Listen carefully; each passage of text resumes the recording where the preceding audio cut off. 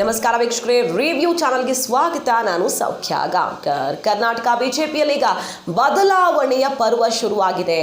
ಮತ್ತೊಂದು ಮಹತ್ವದ ಸರ್ಜರಿಗೆ ಸಿದ್ಧತೆಗಳಾಗ್ತಿದ್ದು ಅಮಿತ್ ಶಾ ಆಪ್ತ ರಾಜ್ಯ ರಾಜಕಾರಣಕ್ಕೆ ಎಂಟ್ರಿ ಕೊಡ್ತಾ ಇರೋದು ಈಗ ಕೇಸರಿ ಪಾಳ್ಯದಲ್ಲಿ ಕುತೂಹಲಕ್ಕೆ ಕಾರಣವಾಗಿದೆ, ಹಲವರಿಗೆ ಕಳವಳಕ್ಕೂ ಕಾರಣವಾಗಿದೆ. ಹಾಗಾದ್ರೆ ಈ ವರ್ಚಸ್ವಿ ನಾಯಕ ರಾಜ್ಯ ಬಿಜೆಪಿಯಲ್ಲಿ ಮಹತ್ವದ ಬದಲಾವಣೆಯನ್ನ ತರಬಲ್ಲರ? ಯಾವ ರೀತಿ ಬಿಜೆಪಿಗೆ ಬಲ ತುಂಬುವ ಲೆಕ್ಕಾಚಾರ ರೆಡಿ ಆಗ್ತಿದೆ? ಯಾರವರು, ಏನವರ ಜವಾಬ್ದಾರಿ? ವೆರಿ ಇಂಟ್ರೆಸ್ಟಿಂಗ್ ಬೆಳವಣಿಗೆ ಬಗ್ಗೆ ಮಾಹಿತಿ ಮುಂದೆ ಇಡ್ತಾ ಇದೀವಿ. ಮಿಸ್ ಮಾಡ್ತಾರೆ ನಮ್ಮ ಚಾನಲ್ನ ಸಬ್ಸ್ಕ್ರೈಬ್ ಆಗಿ ಬೆಲ್ ಬಟನ್ ಕ್ಲಿಕ್ ಮಾಡಿದ್ರೆ ಎಲ್ಲ ಅಪ್ಡೇಟ್ಸ್ ನಿಮ್ಮನ್ನು ತಲುಪುತ್ತೆ. ಎಸ್ ವೀಕ್ಷಕರೇ, ಈಗಾಗಲೇ ಒಂದೊಂದೇ ಸ್ಥಾನಕ್ಕೆ ಹೊಸಬರನ್ನ ತಂದು ಕೂರಿಸುವಂತಹ ಕೆಲಸವನ್ನ ಬಿಜೆಪಿ ಹೈಕಮಾಂಡ್ ಶುರು ಮಾಡಿದೆ. ಅದರ ಆರಂಭ ಅನ್ನುವಂತೆ ಸಂಘಟನಾ ಕಾರ್ಯದರ್ಶಿಯನ್ನ ಬದಲಾಯಿಸಲಾಗಿದೆ. ಅರುಣ್ ಕುಮಾರ್ ಅವರ ಜಾಗಕ್ಕೆ ರಾಜೇಶ್ ಅವರನ್ನ ಯುವ ನಾಯಕನನ್ನ ನೇಮಕ ಮಾಡಲಾಗಿದೆ. ಸಂಪುಟದಲ್ಲಿ ಸರ್ಜರಿ, ಪಕ್ಷದಲ್ಲಿ ಹಲವು ಸ್ಥಾನಮಾನಗಳಿಗೆ ಬದಲಾವಣೆ, ಪದಾಧಿಕಾರಿಗಳ ಬದಲಾವಣೆ, ಈ ರೀತಿಯ ಬದಲಾವಣೆ ಟೈಮಲ್ಲಿ ಹೊರಬಿದ್ದಿರುವಂತಹ ಮತ್ತೊಂದು ಮಹತ್ವದ ಸರ್ಜರಿಯ ತಯಾರಿ ಏನಪ್ಪಾ ಅಂತ ಕೇಳಿದ್ರೆ, ರಾಜ್ಯ ಬಿಜೆಪಿ ಉಸ್ತುವಾರಿಗೆ ಬದಲಾಗಲಿದ್ದಾರೆ ಅನ್ನುವಂಥ ಬಿಗ್ ನ್ಯೂಸ್ ಈಗ ಹೊರಗೆ ಬರ್ತಾ ಇದೆ.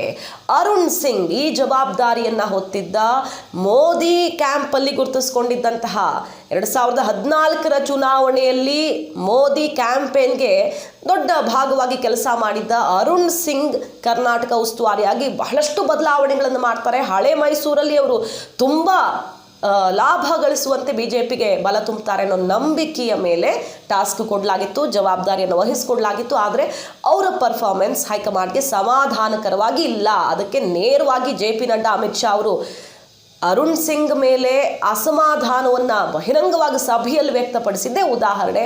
ನೀವು ಎಲ್ಲೆಲ್ಲಿ ಮೀಟಿಂಗ್ಗಳನ್ನು ಮಾಡಿದ್ದೀರಿ, ಅವ್ರು ಸರಿ ಮಾಡಿಲ್ಲ, ಇವ್ರು ಸರಿ ಮಾಡಿಲ್ಲ, ಅವ್ರ ಜವಾಬ್ದಾರಿ ನಿಭಾಯಿಸ್ತಾ ಇಲ್ಲ ಅಂತ ದೂರು ಕೊಡೋದು ಬಿಟ್ಟು ಖುದ್ದು ಯಾವ ಜಿಲ್ಲೆಗಳಲ್ಲಿ ಕಾರ್ಯಕರ್ತರ ಜೊತೆಗೆ ಸಭೆ ನಡೆಸಿದ್ದೀರಿ ಅಂತ ಓಪನ್ ಆಗಿ ಚಾಟಿ ಬೀಸಿದ್ರು ನಾವು ನೆನಪು ಮಾಡ್ಕೊಳ್ಬಹುದು.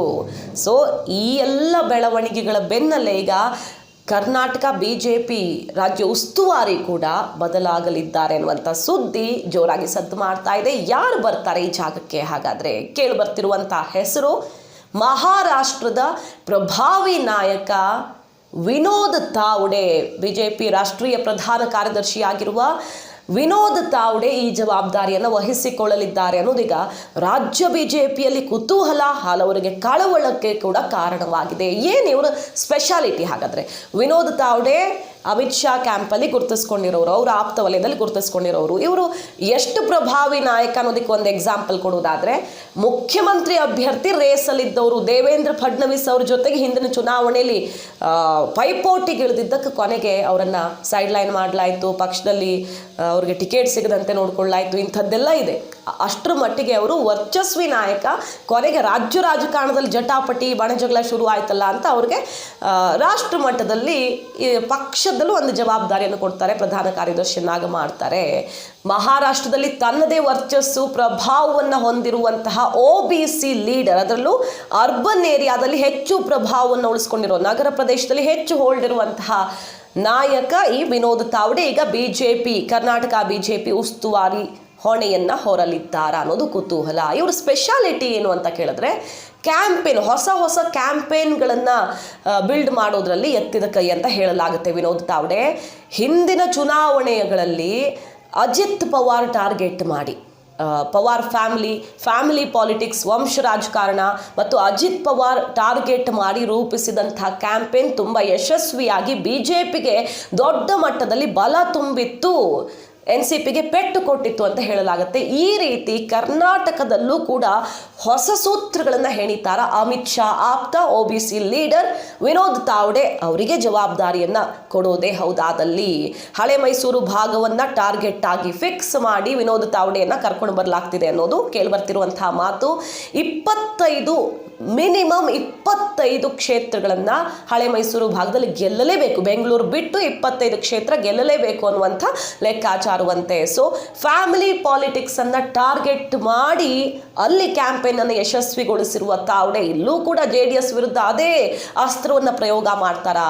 ಯಾವ ರೀತಿ ಪ್ರತಿಪಕ್ಷಗಳ ವರ್ಚಸ್ಸನ್ನು, ಅವರ ಪ್ರಭಾವವನ್ನು ಕುಗ್ಗಿಸುವಲ್ಲಿ ವಿನೋದ್ ತಾವ್ಡೆ ಅಬ್ಬರಿಸಲಿದ್ದಾರೆ? ಒಳ್ಳೆ ಮಾತುಗಾರ ಕೂಡ ಆಗಿರುವಂತಹ ತಾವ್ಡೆ ಎಂಟ್ರಿ ಕರ್ನಾಟಕ ಬಿಜೆಪಿಗೆ ಬಲ ತುಂಬಲಿದೆಯಾ ಅನ್ನೋದು ಈಗ ಹೊಸ ಲೆಕ್ಕಾಚಾರ ರಾಜ್ಯ ಕೇಸರಿ ಪಾಳ್ಯದಲ್ಲಿ ಶುರುವಾಗಿರೋದು.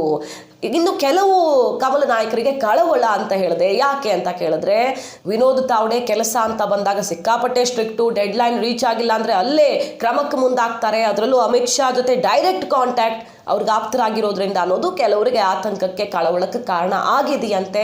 ಒಟ್ನಲ್ಲಿ ವಿನೋದ್ ತಾವ್ಡೆ ಎಂಟ್ರಿಯಿಂದ ಹಳೆ ಮೈಸೂರು ಲೆಕ್ಕಾಚಾರಕ್ಕೆ ಮತ್ತಷ್ಟು ಬಲ ಬರಲಿದೆಯಾ? ಹೊಸ ಸಮೀಕರಣಗಳನ್ನು ರೆಡಿ ಮಾಡ್ತಾರಾ ವಿನೋದ್ ತಾವ್ಡೆ? ಮಹಾರಾಷ್ಟ್ರದಲ್ಲಿ ಮ್ಯಾಜಿಕ್ ಮಾಡಿದ ಹಾಗೆ ಇಲ್ಲೂ ಏನಾದರೂ ಬದಲಾವಣೆಗಳನ್ನು ಮಾಡೋದಕ್ಕೆ ಸಾಧ್ಯನಾ ಅನ್ನೋದು ಕುತೂಹಲ. ಒಂದು ಕಡೆ ಮಹಾರಾಷ್ಟ್ರ ಸ್ಟೇಟ್ ಬಿಜೆಪಿಯಲ್ಲಿ ಬೇಸರ ಆಗಿರೋದ್ರಿಂದಾಗಿ ವಿನೋದ್ ತಾವ್ಡೆಗೆ ಸ್ಥಾನಮಾನದ ವಿಚಾರದಲ್ಲಿ ಈ ಥರ ಒಂದು ಜವಾಬ್ದಾರಿ ಕೊಟ್ಟಂಗೂ ಆಗತ್ತೆ, ಹಾಗೆ ಕರ್ನಾಟಕ ಬಿಜೆಪಿಗೆ ಬಲ ತುಂಬಿದಂಗೂ ಆಗತ್ತೆ ಅನ್ನುವಂಥ ಲೆಕ್ಕಾಚಾರ ಅಮಿತ್ ಶಾ ಅವರದ್ದು. ಆದರೆ ವಿನೋದ್ ತಾವ್ಡೆ ಎಂಟ್ರಿಯಿಂದ ರಾಜ್ಯ ಬಿಜೆಪಿಗೆ ಎಷ್ಟರ ಮಟ್ಟಿಗೆ ಲಾಭ ಆಗಲಿದೆ ಅನ್ನೋದನ್ನು ಮುಂದಿನ ದಿನಗಳಲ್ಲಿ ಕಾದು ನೋಡಬೇಕು. ವೀಕ್ಷಕರೇ, ಮಾಹಿತಿ ನಿಮ್ಗೆ ಇಷ್ಟ ಆಗಿದ್ರೆ ಮಿಸ್ ಮಾಡದೆ ನಮ್ಮ ಚಾನಲ್ನ ಸಬ್ಸ್ಕ್ರೈಬ್ ಆಗಿ ಬೆಲ್ ಬಟನ್ ಕ್ಲಿಕ್ ಮಾಡಿದ್ರೆ ಎಲ್ಲ ಅಪ್ಡೇಟ್ಸ್ ನಿಮ್ಮನ್ನು ತಲುಪತ್ತೆ. Thank you.